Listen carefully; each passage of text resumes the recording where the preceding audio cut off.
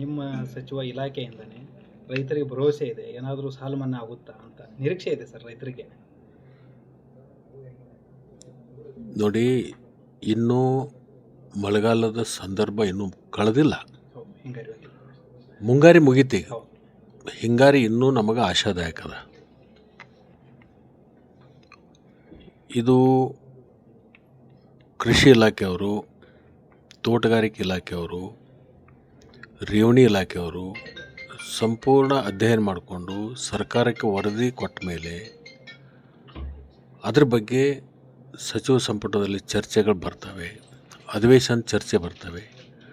ಒಂದು ಇಲಾಖೆಯಿಂದ ಯಾವುದೂ ನಾವು ಮಾಡಲಿಕ್ಕಾಗೋದಿಲ್ಲ. ಇದು ಈ ಬರಗಾಲದ ಬಗ್ಗೆ ಸಂಪೂರ್ಣ ವರದಿಗಳು ಬಂದ ಮೇಲೆ ಅದನ್ನು ಮುಖ್ಯಮಂತ್ರಿಗಳು ತೀರ್ಮಾನವನ್ನು ಮಾಡ್ತಾರೆ. ನಮ್ಮ ಪ್ರಸ್ತಾವನೆ ಈಗಾಗಲೇ ಇದೆ. ಅದನ್ನು ನಾನು ಮುಂದಿನ ದಿನಮಾನದಲ್ಲಿ ಗ್ರಾಮೀಣ ಪೊಲೀಸ್ ಸ್ಟೇಷನನ್ನು ಪ್ರತ್ಯೇಕವನ್ನು ಮಾಡಿ, ಅಥಣಿಯಲ್ಲಿ ಭಾಳಷ್ಟು ಜನದಟ್ಟಣೆ ಇರೋದರಿಂದ ಮತ್ತು ಭಾಳಷ್ಟು ಟ್ರಾಫಿಕ್ ಇರೋದರಿಂದ ಅದರದ್ದು ಅವಶ್ಯಕತೆ ಇದೆ. ಅದನ್ನು ಮಾಡಲಿಕ್ಕೆ ಈಗಾಗಲೇ ನಾವು ಪ್ರಸ್ತಾವನೆ ಕಳಿಸಿದ್ವಿ, ಸರ್ಕಾರ ಮಟ್ಟದಲ್ಲಿದೆ. ಹಣಕಾಸಿನ ಇಲಾಖೆಯವರು ಒಪ್ಪಿಗೆ ಕೊಟ್ಟ ಮೇಲೆ ಅದನ್ನು ಪ್ರತ್ಯೇಕ ಸ್ಟೇಷನ್ ಮಾಡಲಿಕ್ಕೆ ನಾವು ಪ್ರಯತ್ನ ಮಾಡ್ತೀವಿ.